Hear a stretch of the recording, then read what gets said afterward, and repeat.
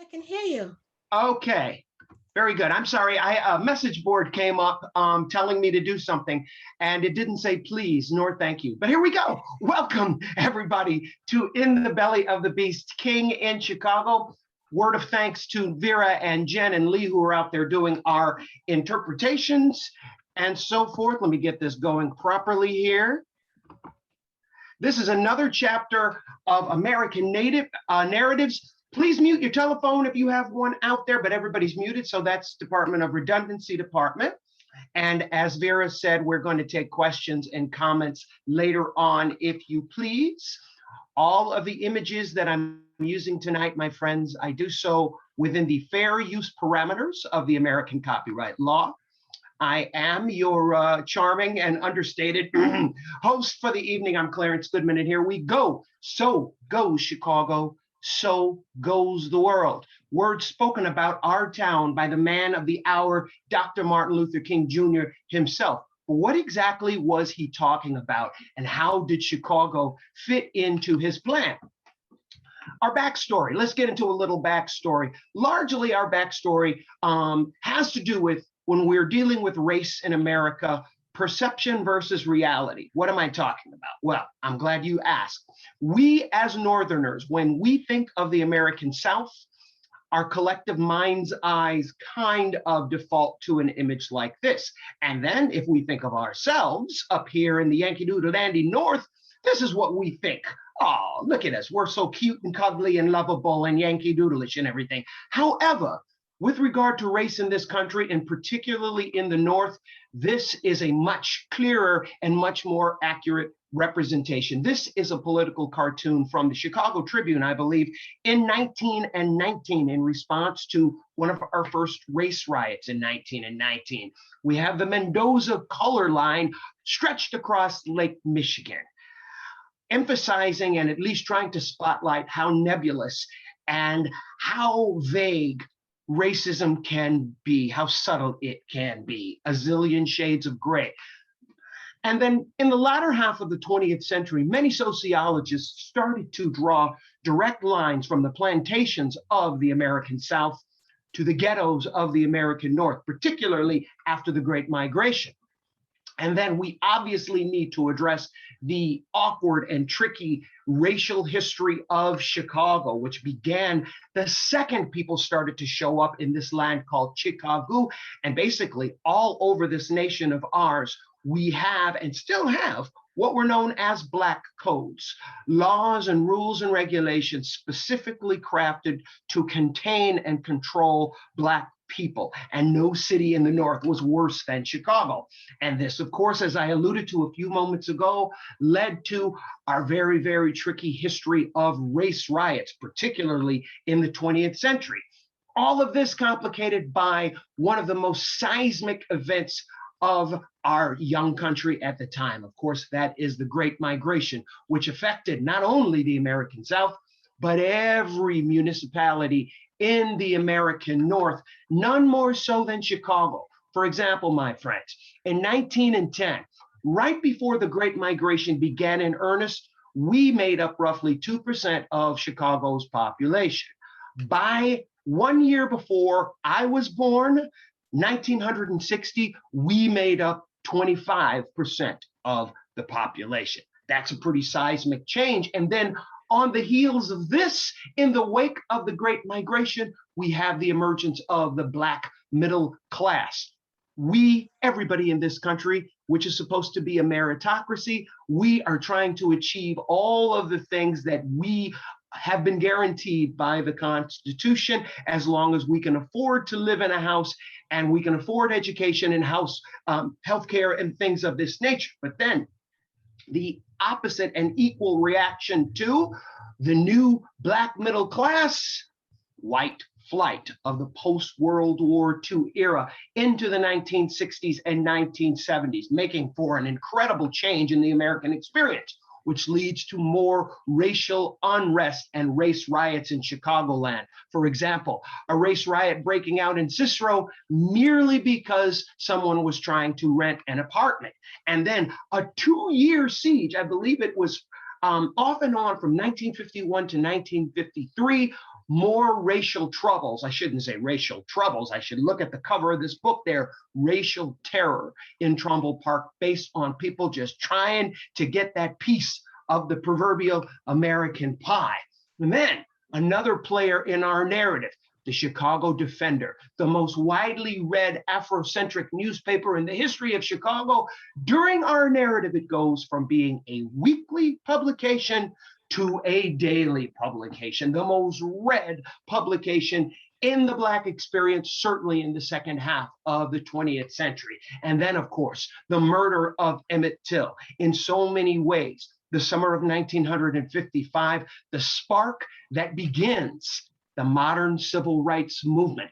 And one of the earliest seismic activities and seismic events of the modern civil rights movement is, of course, the Montgomery Bus Boycott. And this brings us to the beginning of our narrative. And you were looking at the man himself, the man of the hour, the man of the day, the man for all human time and eternity, Martin Luther King Jr. And here he is, very awkwardly posed in front of a Montgomery bus with his 1950s suit on, his 1950s hat on. He is a kid of 26 years old here, and he was reluctantly, let me say that again, Martin Luther King was reluctantly thrust into the role of the leadership of the Montgomery Bus Boycott.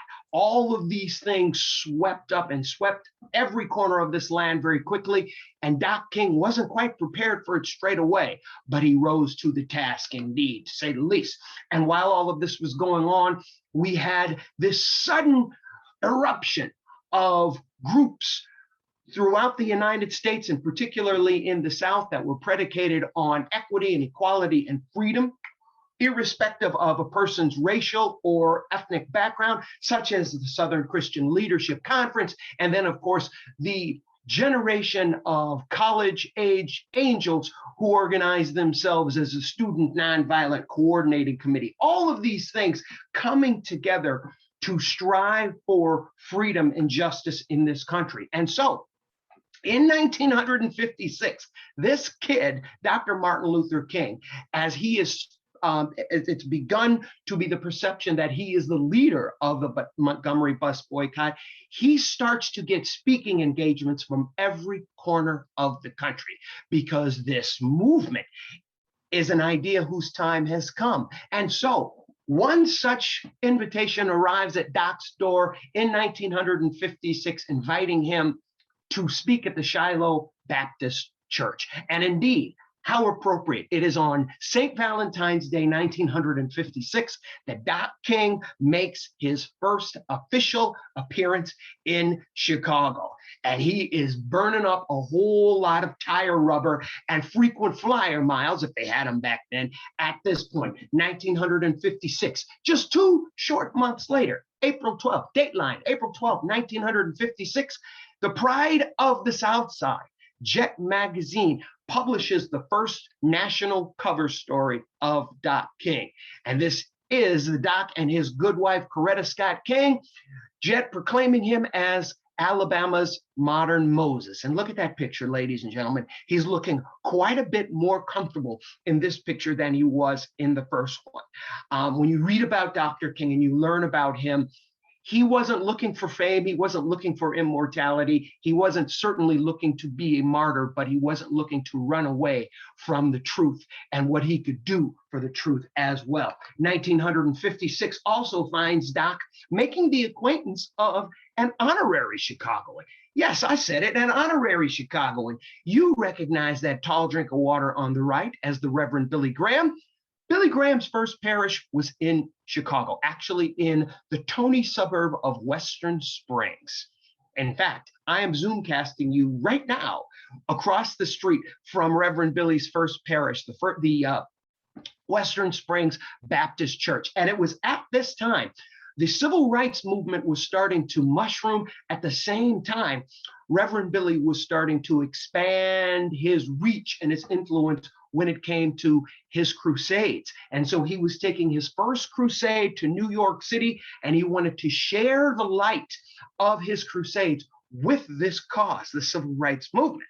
Now, very few people, a relatively small percentage of your average white American was ready to throw their arms and legs and soul and brains and heart around the civil rights movement straight away, because it was an explosive issue.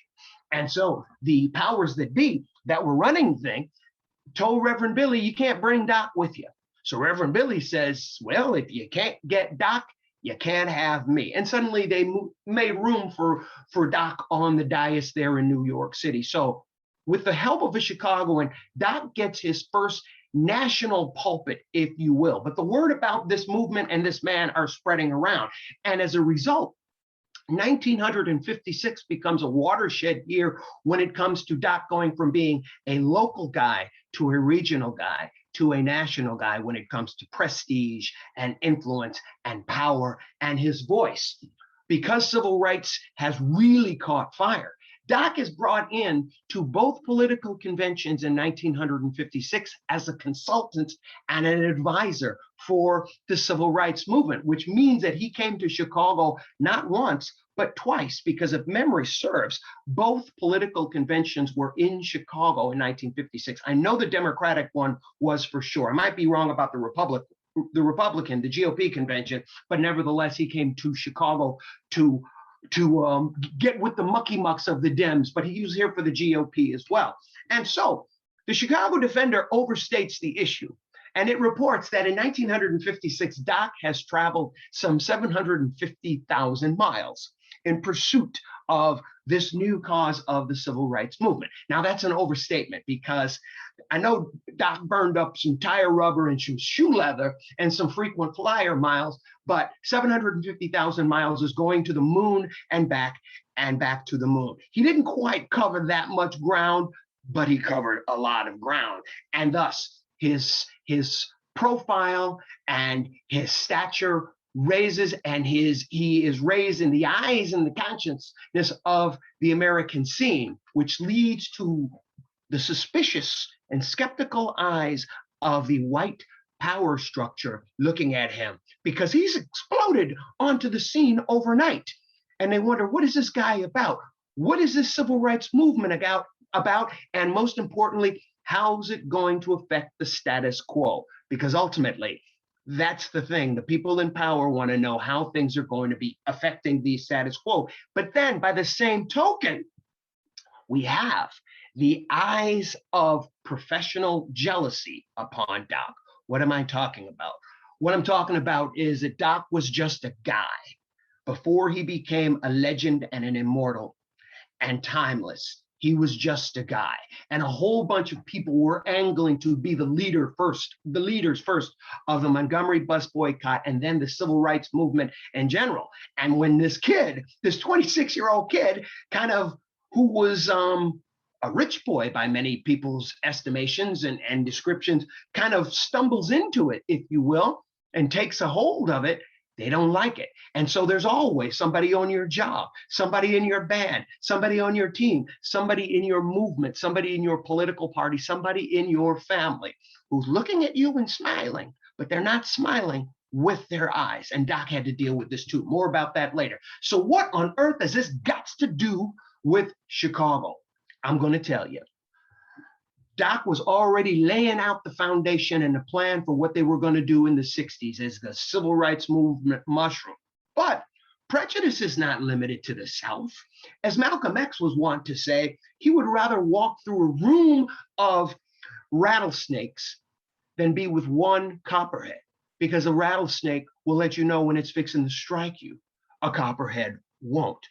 And this was his analogy between the American South and the American North with regard to prejudice. And we have found, still find, and probably always will find, that Chicago is one of the most racist and one of the most segregated cities in the history of the North. And so Doc says, how are we going to do the South without doing the North? And so he asks, how do we expose this Northern hypocrisy and end Northern segregation in the hopes of underscoring the Southern-oriented civil rights movement, and will nonviolence work in the North? And so, using the building blocks of the American dream of fairness and equity in education, healthcare, employment, and housing, Doc gets ready to roll up his sleeves because here come the 1960s, swaggering in, and all of us are going to stagger out, but we have no idea how wobbly that walk is going to be come 1970. Turning to Chicago in 1970, the most powerful and affluent African American in Chicago was perhaps this man, John Johnson, who was the publisher of Ebony Jet magazine, and he fancied himself the Negro Hugh Hefner. We had a white Hugh Hefner, the actual Hugh Hefner, and a Negro Hugh Hefner in the same town. John Johnson was prominent. John Johnson was popular. John Johnson was listened to. John Johnson was published. John Johnson, like most African Americans, born before a certain year and a certain year in American history, was a Republican, and he was always on the bandwagon for the GOP. Why? Because the average African American saw the GOP as the party of Nixon and saw the Democratic Party as the party of Dixiecrats. But that had been changing drip by drip, step by step, inch by inch since 1876. And we're going to see some things happen. 1960 brings perhaps one of the most stirring political election seasons in American history, pitting the junior senator from the great Commonwealth of Massachusetts, Jack Kennedy, for the Democrats versus the sitting vice president of the United States for the Republican Party, Tricky Dick Nixon of California. And this particular year of 1960, the GOP convention was in Chicago, which brought Martin Luther King to Chicago once again to serve as a consultant. And he was just the man for the job. I did not Photoshop this picture. This is Doc King, not only shaking hands with Tricky Dick, but smiling. They're smiling like old Lodge brothers. Look at them. Because, believe it or not, Nixon would go down in history as perhaps one of the most cutthroat and opportunistic politicians in history. However, before 1956, he was trying to smooth his reputation. He already had a reputation as opportunistic and ruthless, but he really embraced the civil rights movement because he wanted to carry on the legacy of Abraham Lincoln. And they had a long conversation. They happened to be on an airplane with one another, had a long conversation, excuse me, about civil rights. And Doc liked what Nixon was selling. So Doc chat with Tricky Dick. How you doing, Mr. Vice President? Oh, I'm just fine. Thank you very much. Doc stays in Chicago because he has a meeting with another buddy of his and another co-leader in the movement. That man in the middle of the picture, that is A. Philip Randolph, not only a very prominent African-American, but he was the president of the first Black workers' union, labor union in the history of the United States, the Brotherhood of the Pullman Porters. And both of these cats were legends, getting to be legends already. In fact, at the taking of this picture, A. Philip Randolph was a bigger noise and much more influential than Doc. But A. Philip Randolph is in Chicago too, because they're both talking to the GOP, and they have come to Chicago to scout Chicago. Particularly, Doc has come to Chicago to scout Chicago. What are they scouting Chicago for? Well, Doc understands that if you were going to have a big movement, you are going to need allies that are within the ruling group. That is, white people who are progressive, sympathetic, big-hearted, liberal types, and a bunch of weirdos and stuff too. And fortunately, when he gets to Chicago, he finds that there is never, ever a shortage of progressive, sympathetic, big-hearted, liberal, weirdo types. Thank goodness. So he says, yeah, Chicago's going to work, and I think we're going to get this going here. And also, he learns during his footwork and his reconnaissance work in Chicago that Chicago's got all of these handshake rules of discrimination and segregation in place as well. Check this out, y'all. This is a picture from the Woolworth lunch counter in Chicago's Loop. My beloved grandmother used to take me there all the time when I was a little boy. This was just years after it was segregated.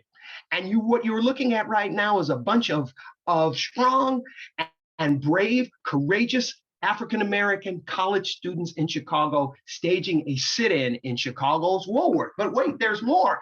there were still segregated beaches in Chicago by 1960. And what you have here is an image of some of the white bathers gently escorting the African-American bathers out of Lake Michigan and to the street, undoubtedly.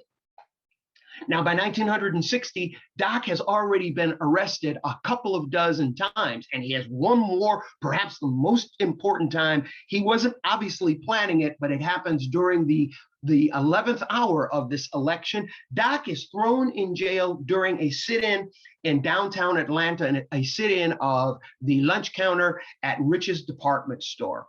And he winds up thrown in jail with a bunch of the other kids sitting in. But due to a traffic violation earlier in the year, Doc is kind of short-tracked onto a list of people who are going to get a year of hard labor in the big house in Georgia. Now, this is horrific for everybody because everybody's worried that Doc's going to be murdered by the Klan. This is how big he's gotten in such a relatively short amount of time. Murdered by the Klan, murdered by guards, or something like that.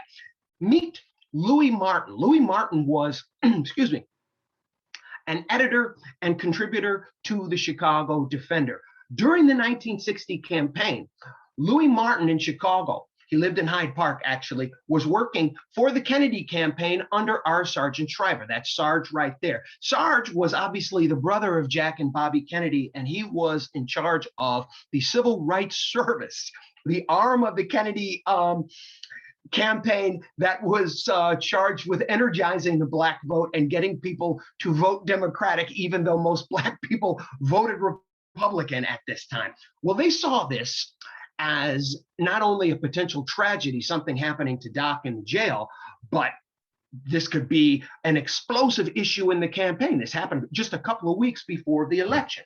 So Sarge and Louis Martin convinced Jack Kennedy, listen, we know you can't say anything on the record about Dr. King being incarcerated, but you can at least call Coretta. And this is what Jack Kennedy did. And he just happened to be at a motel at O'Hare Airport, so another Chicago collection. And he called Coretta Scott King. It's the only time these two individuals spoke to one another. It was on the phone for 90 seconds.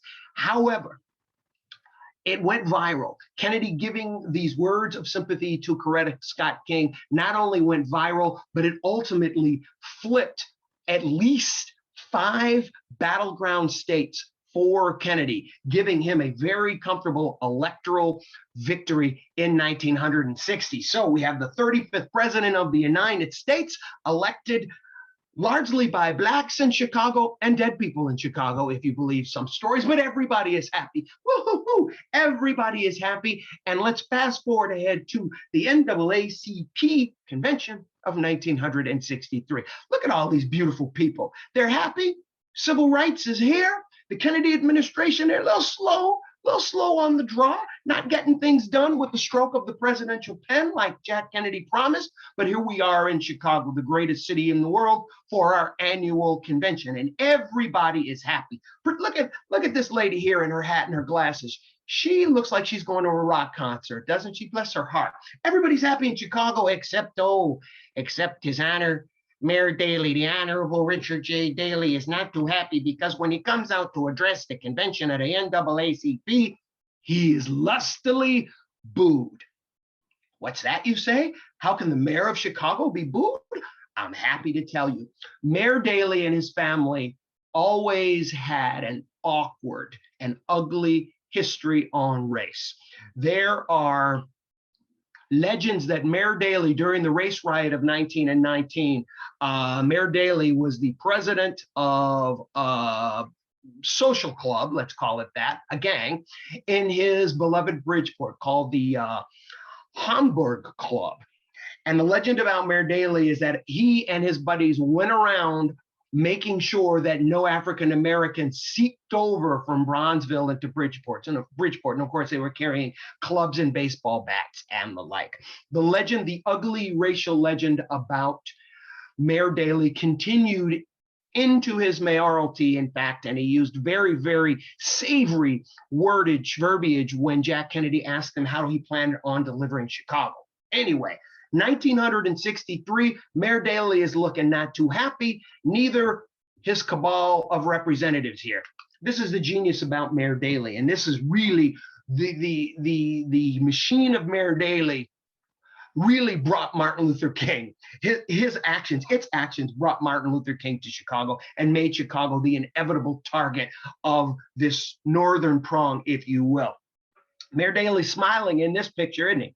Surrounded by his cabal of aldermen and African-American, I hate to say this, but stooges. These men surrounding Mayor Daley were charged with delivering the African-American vote to Daley or whatever cause Daley was going to champion, like the election of 1960. For their valiant efforts, all of these guys got their particular representatives' homes, tricked out and everything. The streets in this one's neighborhood taken care of. This guy needs a new parking lot, no problem. And this is the essence of the patronage system in America and political bosses. And Dick Daley was perhaps the last great political boss in the mold of Tammany Hall of New York during the Civil War and that kind of thing. So Mayor Daley can't stand Dr. Martin Luther King, and he resents the idea that this outside colored man, as he used to say, and he used words choicer than that, is going to come to Chicago and tell him how to run his town. But he can't come out and say that because Black people vote. And he can't say what he really thinks. So he has these people working for him work at his behest when it comes to smearing Dr. King at any opportunity. And also, Mayor Daley has a cabal, a group of Black preachers from the South Side who come out and say what the mayor wants them to say. And boy, these cats didn't hold back at all. Here's one of them. His name was Reverend Joseph Jackson. And anytime the mayor would have a press conference where he would talk about what Chicago wants to do, one of these preachers would come out and on cue say, well, Dr. King needs to do this, Dr. King needs to do that, Dr. King needs to not say this, and so forth and so on. You see how the Daley machine works. If you're my age and older out there, that is 60 and up, you remember the Daley machine. And, Hollywood has the movies, New York has Broadway, in Chicago, we got politics.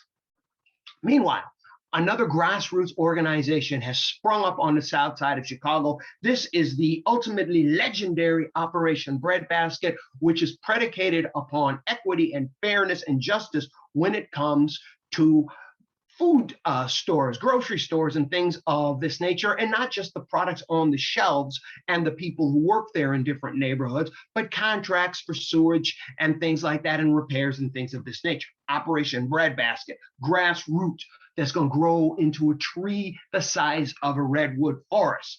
And so we slide into the latter part of the summer of 1963, and Dr. Martin Luther King is amongst the speakers on the dais for this landmark event, the March on Washington. Now, I'm going to stop right there.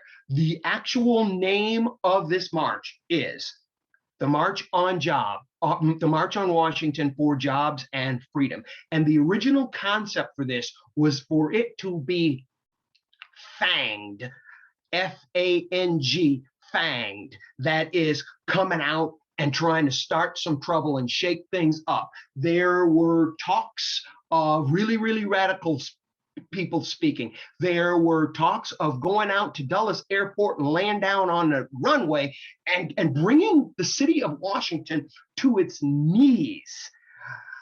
But the Kennedy administration got in control of it and calmed it down and came up with a schedule. And so obviously the sine qua non, not the sine qua non, but the centerpiece of the March on Washington for Jobs and Freedom, the I Have a Dream speech. And ladies and gentlemen, if you've never heard the I Have a Dream speech in its entirety, most versions are edited till we just get to the beautiful poetry of the end. But the first half of the speech, Doc is doing a legal declaration in the words, in the spirit of Abraham Lincoln, basically saying, listen, this was promised, y'all didn't deliver.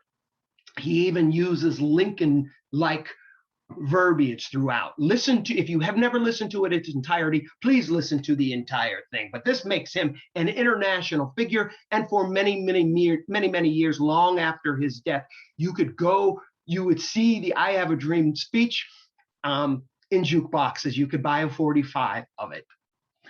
So after the March on Washington for Jobs and Freedom, all of the big shots, notice it's all men, not cool, but this is our timeline. All the men involved arrive at the White House, and President Kennedy welcomes them to the Oval Office and says, "Gentlemen, I have a dream too." And to be sure, the Kennedy family was fairly insensitive with regard to civil rights. But everybody who knew Jack Kennedy and saw him listen to Martin Luther King and the other speakers say that he changed that afternoon.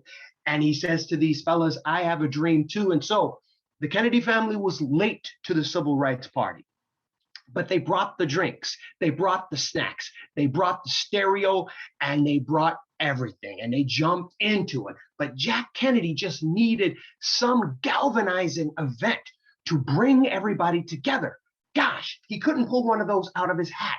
A couple of months later, very much mirroring and imitating the March on Washington for Jobs and Freedom, we have our own march in Chicago, largely inspired by Dr. Martin Luther King, a march on City Hall for freedom in education.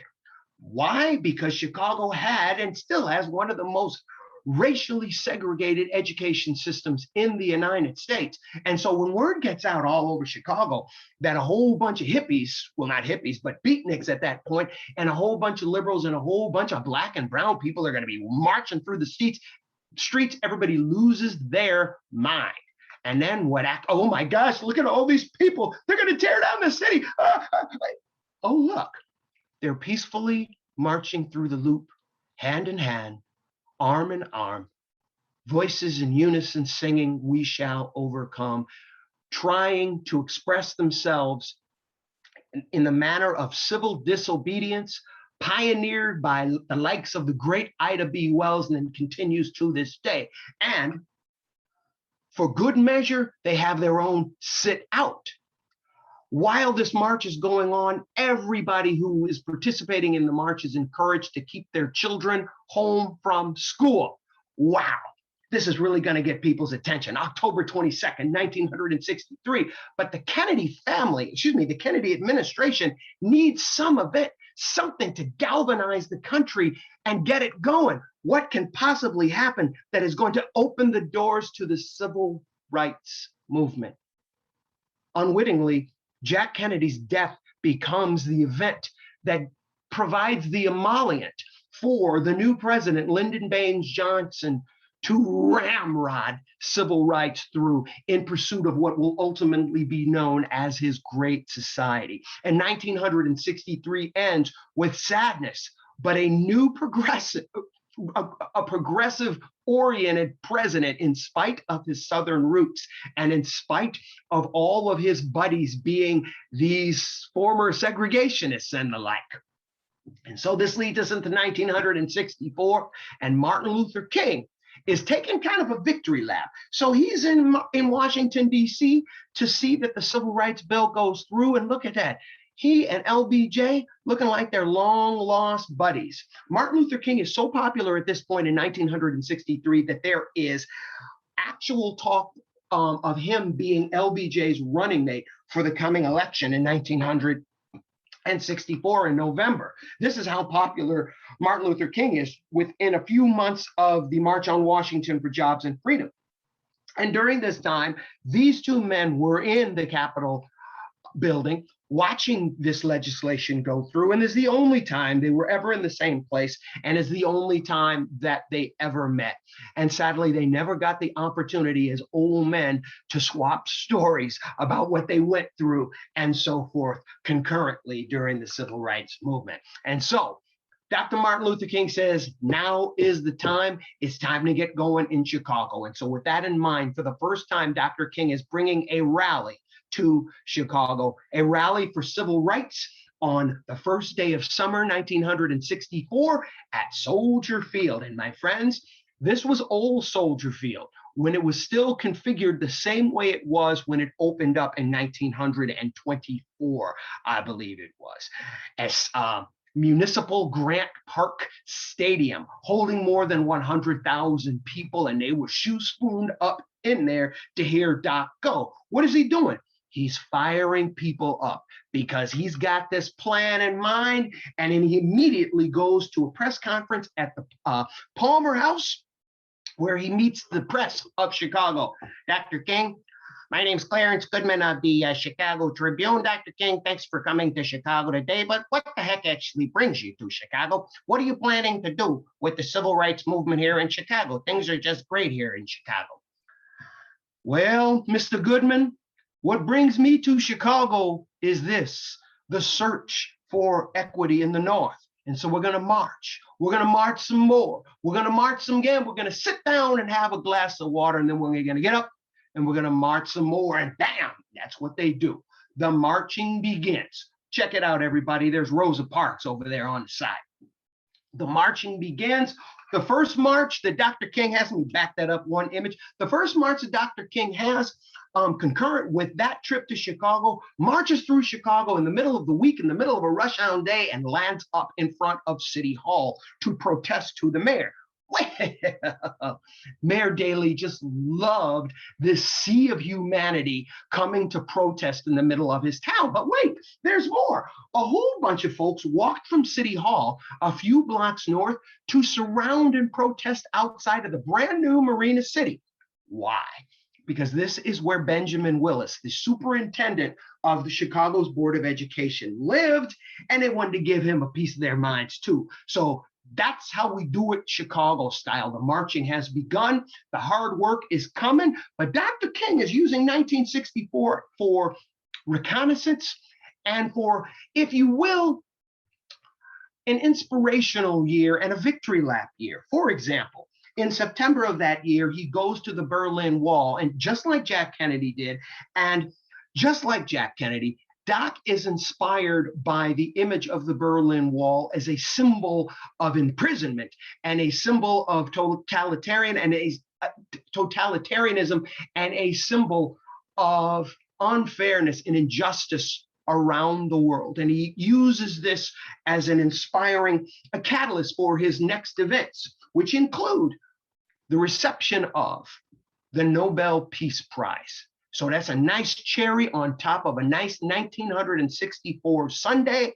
We're getting ready. We're getting to roll up our sleeves. Everybody take a breath, because Doc is fixing to take over Chicago. And in the process of taking over Chicago, he makes some very, very powerful and notable friends. In the middle there, that's Mahalia Jackson, who invites Doc for supper to her house every time he is in Chicago, and is so inspirational to Doc. When you see interviews with Dr. Martin Luther King talking about the entertainers and so forth, they just gave it all up to participate in the civil rights movement. It's absolutely, not only is it inspiring, it's incredibly endearing. And then another Chicagoan, my personal hero, that is the late, great, legendary Dick Gregory on the right there, another Chicagoan and another guy fixing to roll up his sleeves and get going. And then local legends.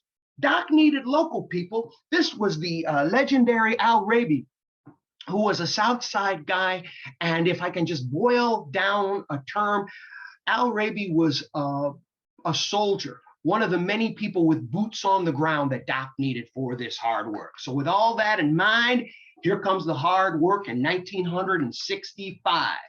Doc comes to Chicago fairly early on, and he's just hanging out with people.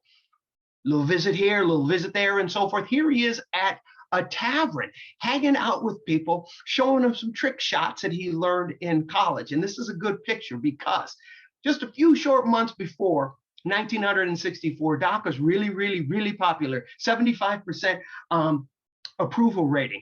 But as this picture shows, he's going to be behind the 8 ball pretty soon, because a hatchet job is fixing to get done on him, and his public approval is going to, a 180 is going to occur. One of the first meetings he has in Chicago in 1965 is with the gentleman on the left, the Honorable Elijah Muhammad, who is the leader of the Nation of Islam. These men talk, I believe, for nearly 6 hours. And Doc later says to his lieutenants, you know, Malcolm isn't even cold yet in the ground, yet Elijah Muhammad didn't even mention Malcolm X. Malcolm X had only been dead a short while at the time of this meeting, but nevertheless, Doc doesn't ask any embarrassing questions, but these two men come to an accord that they are fighting the same war, the Negro Revolution. Well, as soon as they say goodbye and bid one another adieu, the Nation of Islam, led by the Honorable Elijah Muhammad, just starts talking nonstop trash about Doc King. And Elijah Muhammad goes on to use some of the same quotes that Malcolm X would use when Malcolm X early in his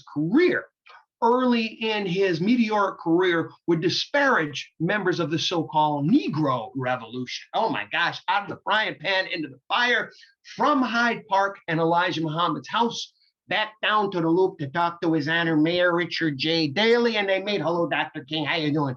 Good evening, Mr. Mayor, it's nice to see you again. And they sit down and look at that. Mayor Daley's smiling. Doc is kind of smiling. He looks like he knows who he's dealing with right there. And so they sit down and to paraphrase Sonny Corleone, bada beep, bada boop, bada boop, they talk this stuff and nobody is happy.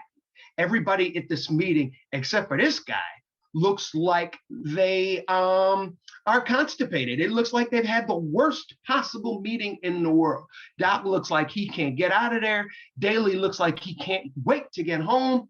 And it's pretty terrible because they don't come to any kind of accord. So Doc basically says, okay, you give me no choice, because here we go. Right after this meeting, this man, this is a still from a film that I saw. This is the Reverend Henry Mitchell of the North Star Missionary Baptist Church in Chicago. He comes busting out of the meeting and he says, and I quote, Dr. King needs to get the hell back to Atlanta and leave us northern people, Chicago people alone. End of quote. This is what you have. And then we have more disparate voices that are starting to rear their heads when it comes to the civil rights movement. We have a divide between the Negro Revolution and now the newly glossed Black Revolution. As so many Muslims used to say, the Negro Revolution is a revolution where you join arms with the enemy and saying, we shall overcome. The Black Revolution, you were too busy swinging to do any singing. And this is a huge divide that's just going to get wider and wider. Nevertheless, he carried on. Doc is in Chicago starting the Chicago Freedom Movement, which is this northern prong that he had been kind of gaming out of the civil rights movement, designed to actively complement the activities in the American South. And then in pursuit of this, he starts the People to People Tour. What is the People to People Tour? It's basically every waking moment that Doc is awake. That's redundant, Department of Redundancy Department. Every waking moment of his life at this point in his career, Doc is talking shop all over the place, and he is marching all over Chicago. There is a weekend, for example, my friends, the weekend of July 4th, 1965, strewn around the celebration or the meeting that Doc is speaking at, as you can see here at the Bethel Baptist Church.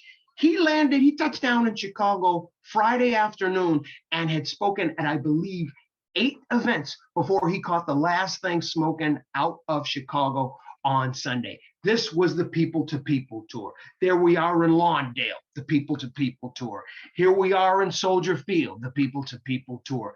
There we are in Robert Taylor Homes, the People to People Tour. There we are marching through downtown Chicago again, the People to People Tour. And wait a minute, let me just rest a minute, rest my feet, but I will continue to take your questions. And many of those questions at the time were being addressed by a newspaper byline that Chicago Defender gave Doc, that I believe it ran every couple of weeks in the Defender. It was called In My Dreams, where Doc had he killed the proverbial 2 birds with 1 stone, or that is, it was a 2-pronged column. It let Chicagoans know, hey, this is what Doc is doing in Chicago. And it let the world know, hey, world, this is what is happening in Chicago. Genius, genius, genius. And so he's laid out all of this. The People to People Tour got through a whole year of meeting and swooping in, but he's starting to catch a lot of hell from people by 1966. Yeah, he just comes to town, hangs his hat up, eats some chicken at Mahalia Jackson's house, and then he leaves. So Doc says, all right, be careful what you ask for. He starts 1966 running. Straight up, January 5th, 1966, he has a press conference at O'Hare Airport or a hotel or a banquet room or something near the hotel airport. And he says, ladies and gentlemen, it's 1906 and this is a new year of freedom. We are coming to Chicago. We're going to do this. If you thought 1965 was annoying and you were getting tired of me, you wait till you get a load of 1966. So straight after this in February, he has a meeting of all kinds of landlords, slumlords, because these slumlords are scared to death of this black steamroller that's getting ready to come through Chicago and squish the hell out of everything. But wait, there's more. He's been listening to so much trash about how he's a dilettante and how he's a carpetbagger and so forth that he says, all right, I'll show you a carpetbagger. I'll show you a dilettante. And he and Coretta moved to an apartment building in Lawndale at 1550 South Hamlin. And it is a slum to be sure.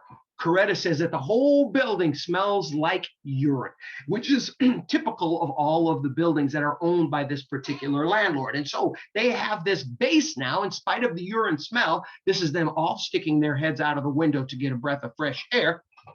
They now have a home base for Doc to really take it to the streets.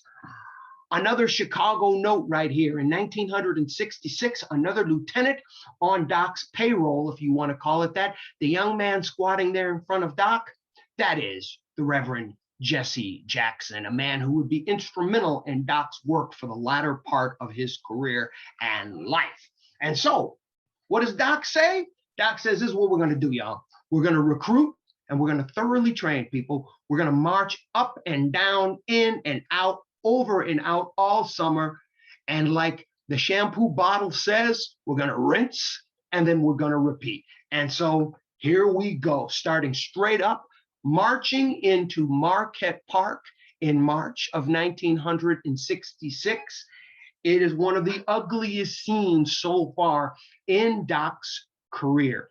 To this point, Doc gets hit with a bottle. He gets roughed up by some people. These people are trying to protect him and keep him down. Gets hit in the head with a bottle, I believe. The police are all over the place. Marquette Park was not having any of it. Time to regroup. Planning another rally. Planning a rally in Cicero this time. And then Doc's phone rings. Ring, ring, ring, ring. And hello. Yes, Dr. King, this is Mayor Daley. We want you to come in. We're going to talk it out. Please cancel this rally. We've decided to make some concessions for you. So Doc says, cool. Cancels the rally. They go to talk to Mayor Daley, and Mayor Daley makes these promises and then, of course, reneges on everything. So Doc says, all right, fool me once, fool me once. So another rally, Soldier Field, fire these people up. Why do we keep having these rallies?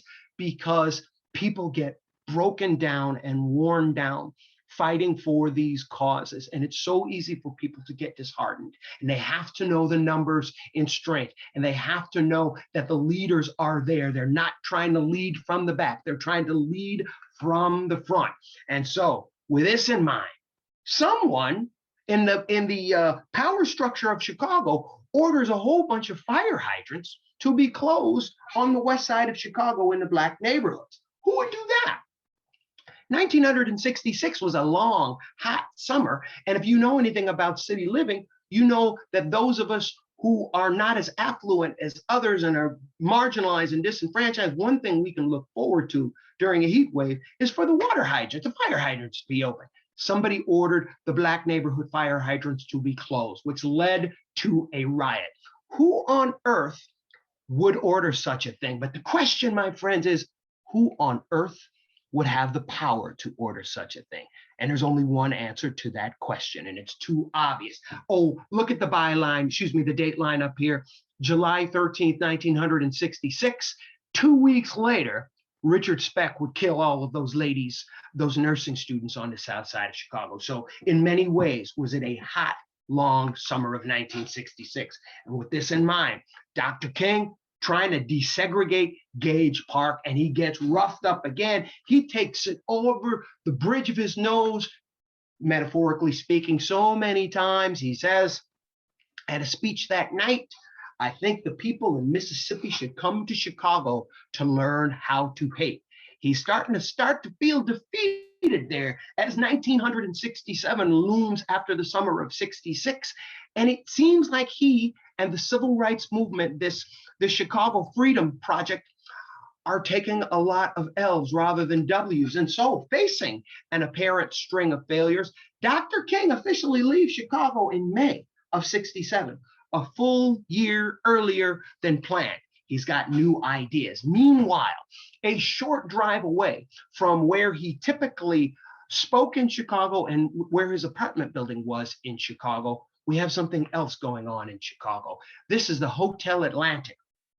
It is at this precise time that a career criminal from downstate Illinois, Alton, Illinois, has escaped from the Jefferson County, Missouri Penitentiary, sent a coded letter to his brothers to meet him at the Hotel Atlantic, which was a flea bag, pay by the hour kind of a hotel by then.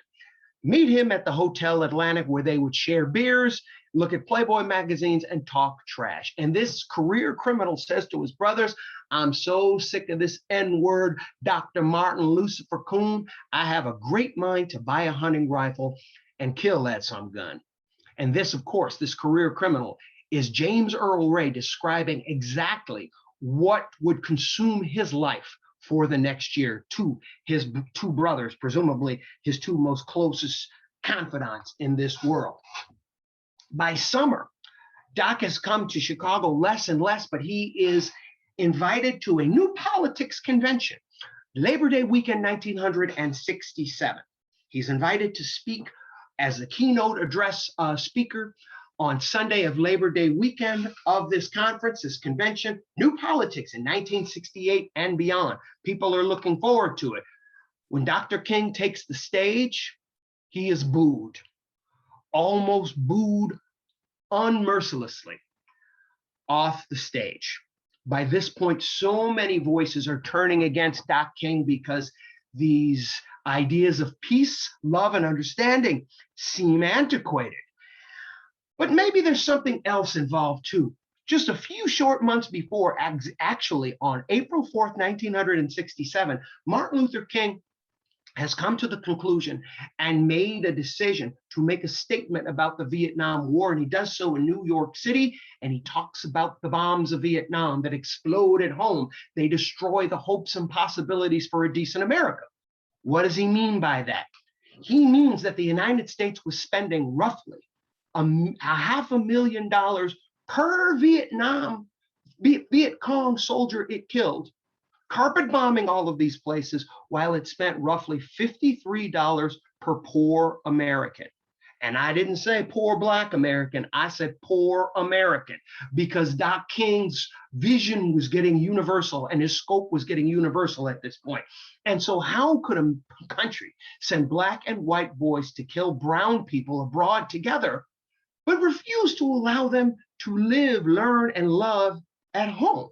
How could you possibly be into this dichotomy? He gets an opportunity. Meet Harry Belafonte. Harry Belafonte was one of the unsung, you'll pardon the expression, heroes of the civil rights movement.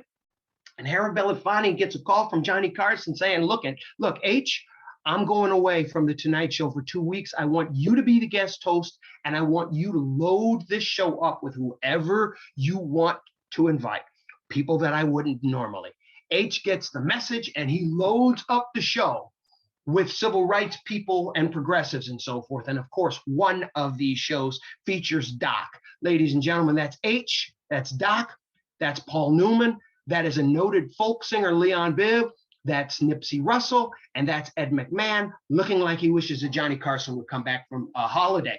And if you're my age or older, you remember the good old days of talk shows where they'd have all the guests out and leave them out there and they actually had a conversation. Speaking of which, another talk show he goes to is hosted by a Chicagoan by the name of Mike Douglas. This is after Doc King has made his Vietnam remarks, and Mike Douglas is his usual charming self. But the other guests, particularly this guy here, whose name escapes me, a jazz singer, absolutely pins Doc's ears back, or tries to, when it comes to his lack of support for the Vietnam War. But wait, while Doc has kind of skulked away from Chicago with the idea that they're nothing but else, Operation Breadbasket says, hey, y'all, we got a W.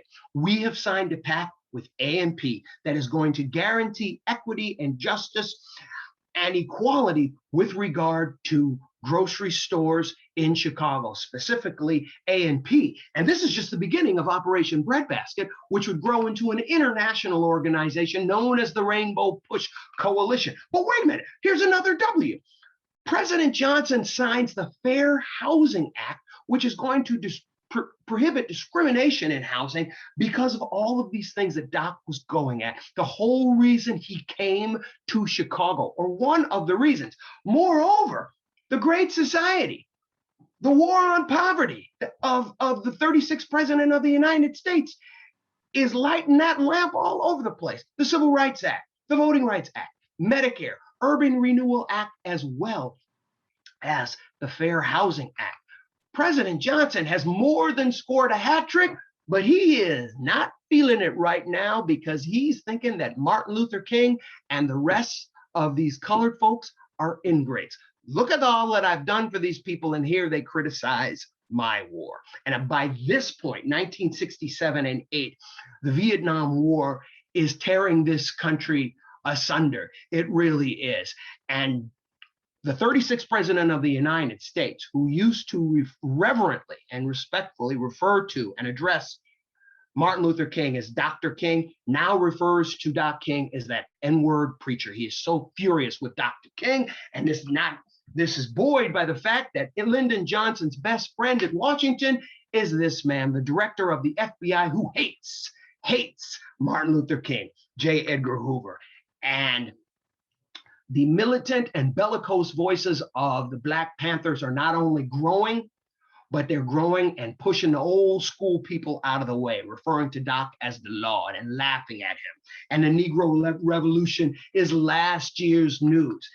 And while his approval rating was nearly 75%, just a few short years before in 1964, it's merely around 25% of 1968. But steady on, in spite of the fact that the 180 has now been done, largely due to what Doc was doing in Chicago. Doc's going to carry on because he's got a new idea. The Poor People's Campaign. How do we make people more sympathetic to this? We include everybody. This is about all marginalized and disenfranchised people. And it's going to kick off in 1968, this coalition between marginalized and disenfranchised people of every walk of American life. And indeed, the first big rally is going to be once again at the Lincoln Memorial, spring of 1968. And while they were preparing for this, another cause gets into Doc's field of vision as far as this is exactly what I'm talking about. It's a garbage man strike in Memphis, Tennessee, which takes him to Memphis once for a demonstration and for speeches and so forth. And then he's back out on the road. And just like, or I should say, not just like, but similar, facetiously, in response to President Johnson's war on poverty, Dr. Martin Luther King Jr. hardly slept. He lived on coffee and cigarettes. And his handlers and lieutenants used to say that Doc is waging the war on sleep while the president wages the war on poverty. And sadly, unwittingly, he would be speeding towards the sleep of eternity before you knew it. But on his way to the mountaintop, Dr. King was all over the place and all over Chicago. And his work here, as we look at it today, was so inspirational. When I was a little boy, I remember when South Parkway was renamed in honor of Dr. Martin Luther King. And indeed, ladies and gentlemen, you saw streets all over the United States through Black neighborhoods being renamed in honor of Dr. King. And I remember a sense of pride when a poem that I wrote about Dr. Martin Luther King was selected for me to read it at a school assembly. It was my first public speaking engagement. And my mother was so proud. And I remember, this is so cool. Doc is great and everything. And then the word comes that people want to make Dr. Martin Luther King's birthday a holiday, which is absolutely cool. And we collectively, many of us Americans, were behind it from the very beginning. But by the time that the power structure of this country could no longer resist this, the sitting president, that's him right there. I remember on the eve of him going to make this, do the signing of the bill into law, the speech he made it sound like he and all of his political party were behind Dr. Martin Luther King and his vision from the very beginning. And I said, foul. I said, whoa, because I knew that this man and his party, the then version of his party, which continues even worse to this day, went out of their way to give Doc absolute hell. And they were trying to take credit for it. And that made me double down in whatever little activism I could do. And then I got a little softer as I got older. And then a few years ago, I said, oh, hell no, when I saw this advertisement, a Martin Luther King Jr. sale at a gun store. And clearly, this man's work needs to be carried on. Because, my friends, though he's been gone for over 50 years, like when when Peter Gabriel wrote about Stephen Biko, these words can be applied to Doc. You can blow out a candle, but you can't blow out a fire. Once the flames begin to catch, the wind will blow it higher. And to paraphrase Jack Kennedy, the light from that fire can truly light the world. And it's incumbent upon us. And so as we see so many monuments and so many testaments as far as Dr. King's work in Chicago, from the legacy apartments to murals all over the city, to the monument that they constructed where he led the march in Marquette Park, we still see some problems around this world. That's like Doc King calling down to us, hey, finish my work. We still have inequity in housing, and we still have inequity in education, and we still have inequity in employment, and we still have inequity in healthcare. We obviously have inequity in voting rights and the legal system. This is Doc as we look at the monument of him in Washington. He is saying, carry on my work. They shot me down and the baton fell out of my hand. But if you see that baton, pick it up and become part of our American narratives. Ladies and gentlemen, if you've enjoyed this, or if you want to avoid me in the future, go to my Facebook page, facebook.com/music and Chicago stuff. My website is clarencegoodman.wix.com/Clarence Goodman. If you send a message to me, I've got a book out that I'll be happy to hook you up with, Nerd Avenue, Chicago in Stages and From the Stage. A word of affection and appreciation for my buddies Vera out there and Jen and Lee, who are out there doing the sign interpretation. Ladies, I hope you didn't tear a rotator cuff trying to keep up with my cadence. Until our paths meet, until our paths cross again, and until we meet again, that's what I meant to say. Take good care of yourselves, everybody. Stay healthy, stay happy, look for that love. May your God go with you, and keep on rocking your public library. Back to you, Vera.